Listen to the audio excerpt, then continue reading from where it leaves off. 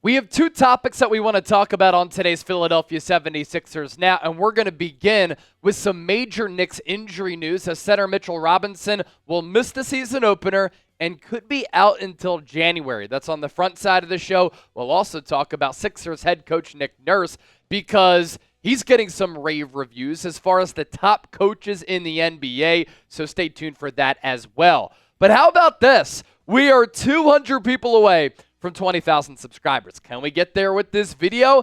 If you're coming across the show for the first time and you want Sixers coverage year-round, which is fun, entertaining, insightful, thought-provoking, where you have a voice right here on YouTube, hit that subscribe button. And if you haven't seen the show before, this is what we bring to the table.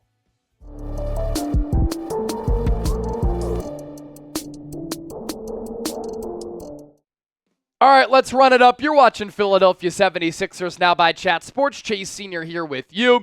And as for that Mitchell Robinson injury news, this is going to hit the New York Knicks hard. And obviously, this is a division rival, an Eastern Conference rival, a team that Philadelphia is going to be competing with for seeding in the East. And New York this offseason already lost center Isaiah Hartenstein. And anytime there's some big news involving a rival in the East, it's important to fill you in and let you know what's going on because that does have a direct impact on Philadelphia. Here's what Ian Begley had to say about the recently off-injured Mitchell Robinson. Mitchell Robinson not going to be ready for the start of the regular season. Depending on the rehab process, December, January is a target for his return. Robinson is recovering from off-season ankle surgery. The Knicks and Robinson do not want to rush the rehab process. Both want Robinson 100% healthy before his return, and the Knicks internally confident in the depth and versatility of the team to compete while Robinson is out.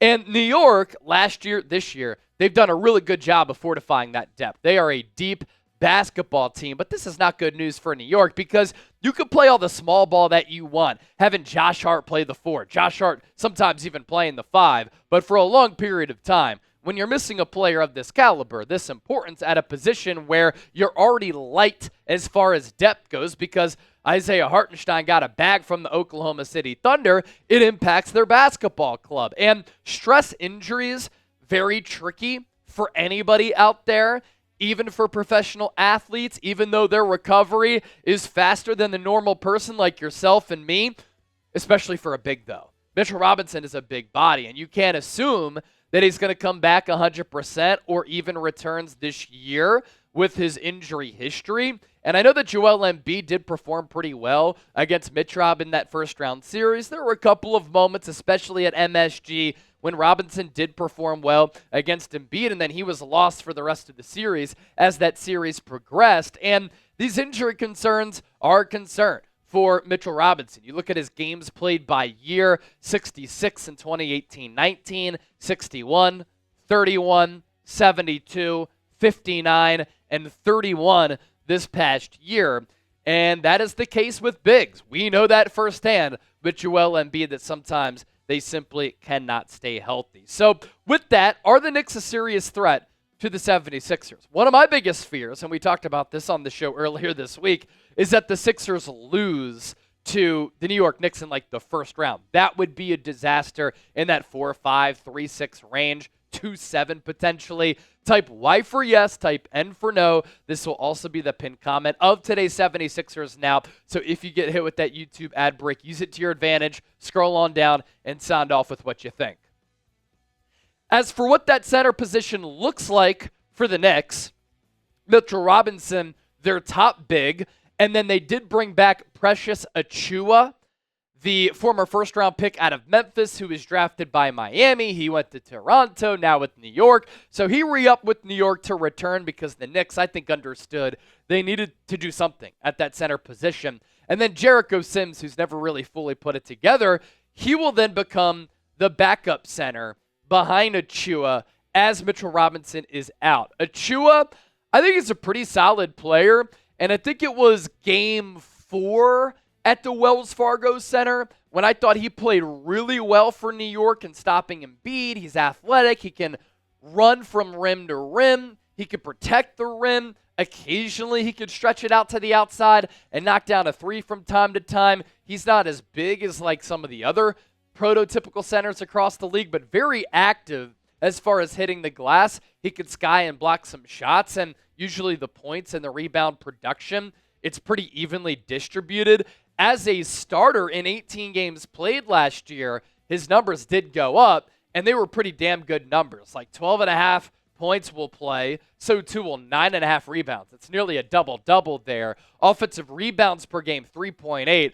That is an area that killed the 76ers in that series. But how about the blocks? Almost 2 when he started, and the steals. Long arms, good wingspan, very active and causing turnovers and getting his hands on the basketball. So, Chip, bad news for New York. How do you think Robinson's injury affects Philadelphia and affects the Knicks? Yeah, so one of the reasons we saw this firsthand last year, the Knicks were so good, obviously Jalen Brunson and bringing in OG Anunoby, but Isaiah Hartenstein's emergence, and they lost him. We saw how good he was against the Sixers in the playoffs. He's gone. It's okay, you still have Mitchell Robinson. With his injury history, I think the Knicks will be fine during the regular season. They have enough talent to still win a bunch of games and get a good seed. Where I'd be worried if I was the Knicks, and where this could really affect the Sixers, is if this injury lingers and affects them in the playoffs. Yeah. Because I don't think the Knicks would feel comfortable or have much success running Julius Randle at center in the postseason, which Tom Thibodeau said he's probably going to run 10 to 15 minutes a game with Julius Randle at center. If Julius Randle or Jericho Sims or Precious Achiuwa, those three are guarding Joel Embiid in a playoff series, I don't think anything them can stop him. Now, obviously, they can throw a lot of bodies at him. OG Anunoby, Josh Hart, they can bother him, but I think the Knicks would be in shambles playing against a team like the Sixers if this Mitchell Robinson injury does affect him come postseason, which it very well could. So, I'd be worried from the Knicks. They're probably going to have to make a move. One of the things that Knicks fans have talked about is trading for a center midseason, but they say they're probably going to have to give up someone like a Miles McBride to make a trade for another center, and we saw how good he was against the Sixers in the playoffs. So just a tough situation for the Knicks. You obviously never want to see stuff like this on any team in the league dealing with injuries, but it's a reality, and it's at a position that I don't really think the Knicks could afford to have a major injury here.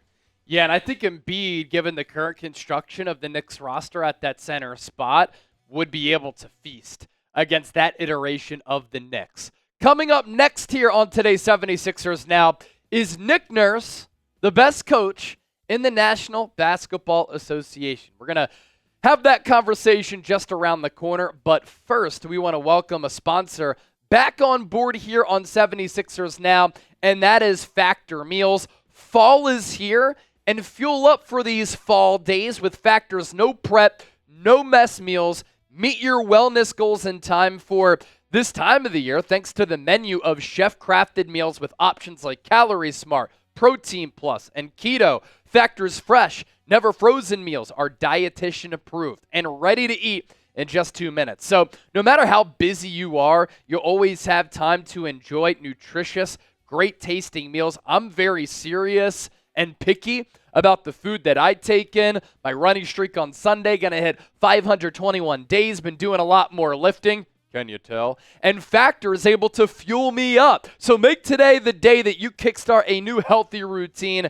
What are you waiting for? With 35 different meals and more than 60 add-ons to choose from every week, you'll always have new flavors to explore, and you can crush your wellness goals this month with dietitian-approved meals and ingredients that you can trust. And the process is very simple. First of all, you get 50% off by going to factormeals.com/chatsports50, but you pick your pre-made meals. They are prepped and cooked to perfection, and then all you have to do is heat them up and enjoy them. So head to factormeals.com/chatsports50. Use the code chatsports50 to get 50% off your first box plus 20% off your next month. That's code chatsports50 at factormeals.com/chatsports50 to get 50% off and 20% off while your subscription is active. Let's have this conversation now. I'm excited to have it. Is Nick Nurse the top coach in the National Basketball Association? Let's dissect it here. So CBS Sports ranking Nick Nurse as the second best coach in the NBA. And for all of the real ones who have been watching this program for a long time, I've always been high on Nick Nurse from his time with the Toronto Raptors to the time that the Sixers moved off of Glenn Rivers, and Nick Nurse was behind Jay Wright as my top 2 targets to become the next Sixers head coach. And here is the top 5 coaches in the NBA on the CBS Sports list. You have Eric Spoelstra at number 1 and Nick Nurse at number 2. Rick Carlisle is at number 3, Steve Kerr at number 4, and Ty Lue at number 5. If I was putting together this list, I'd probably have Ty Lue at 3. And I really have no issues with Rick Carlisle and Steve Kerr being in the top 5. I mean, Steve Kerr has won 4 titles as an NBA head coach. Rick Carlisle has won 1, but his teams are always competitive, and they seem to max out, led by his tutelage. Here's what Sam Quinn of CBS Sports had to say about Nick Nurse in this article. One of the advantages of coming up as a coach in Belgium and Britain and the G League is that Nurse was exposed to so many different players and styles that when he did ultimately get the top job, he had a far wider pool of strategies to reference in high-stress situations. He's seen everything, and by this point, he's used everything. Nurse at his core is a problem solver. Whatever you show him on the court, he's going to have some idea about how to stop it, and the results thus far have spoken for themselves. He's lost Kawhi Leonard and Danny Green, and his Raptors still maintained the number 2 seed in the Eastern Conference. Joel Embiid played his best basketball under Nurse last year, despite winning an MVP under Glenn Rivers. He's lucky that Thibodeau exists because his reputation for overusing starters probably doesn't go quite far enough, but in matters of strategy, Nurse is almost unmatched. I agree. As it pertains to strategy, Nick Nurse is such an elite coach in the NBA. And look, I think he's going to be malleable and he's going to make adjustments as far as how much he plays his starters. He has to, right? You need to manage the minutes of Joel Embiid. You need to manage the minutes of Paul George. That is a simple fact. And I'll tell you this, the upgrade from Glenn Rivers to Nurse completely unlocked Joel Embiid as well as this Sixers offense. I have a lot more thoughts here on Nick Nurse, so producer Chip, let's turn on the YouTube Shorts camera and let's get it popping.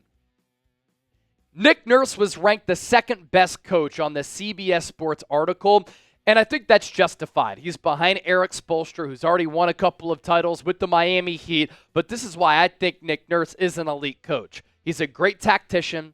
He can make adjustments mid-game and during series. He's very malleable as far as what he wants to do offensively and defensively and can make those aforementioned adjustments. He does such a great job with talent evaluation, but also maximizing players. Last year, Joel Embiid was having the best year of his career, averaging 35 points per game before he got hurt. Tyrese Maxey became an all-star under Nick Nurse. And when you compare the ability to make adjustments, when you compare the ability and the tactician-like approach that he has to coaching with Glenn Rivers, the Sixers are so much better off with Nick Nurse as their head coach as compared to Rivers. He won a title as a rookie coach when he was hired by Masai Ujiri with the Toronto Raptors, and then the Raptors lost Kawhi Leonard and Danny Green the next year.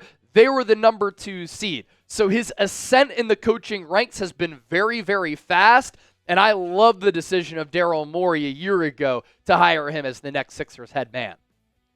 So let's bring on producer Chip. Expectations for Nurse in year 2. Probably has the best roster that he's ever had. This front office has been so aggressive in compiling talent. Now it's up to him to put the pieces together. Yeah, and I have a lot of confidence in him to be able to put these pieces together. It's funny because, last year, year 1, with his new squad.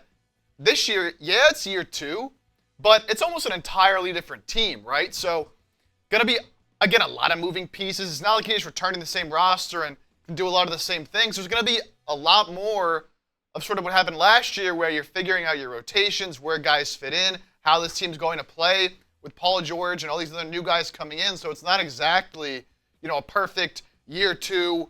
We had year 1, now let's build on that. It's going to be a little bit of a change-up, but I think that's why Nick Nurse is the perfect coach for this team because, as you talked about, Chase, and as we heard from CBS Sports, he does such a good job at making adjustments. And he's seen so many different things over his time just coaching basketball. Yeah. So I have a lot of confidence in Nick Nurse to always put this team in the best position possible to win games and to put players in the best position to maximize their talents. I'm very, very excited to see what Nurse can do now with this new big three and some of these talented role players they have as well. Love Nick Nurse, love the hire. Just excited to see, what he can do with these different guys here in year 2 with the Sixers. Hey, man, training camp is coming up on October 1st. As of this recording, that's just a few days away. So this gets me really excited for this upcoming Sixers season, and I can't wait to see what Nick Nurse is able to do with this roster that is stockpiled with talent. So we leave you with this. Fill in the blank. Nick Nurse is the blank best coach in the NBA. Let us know. Have a fantastic weekend, and we'll catch you soon here on 76ers Now.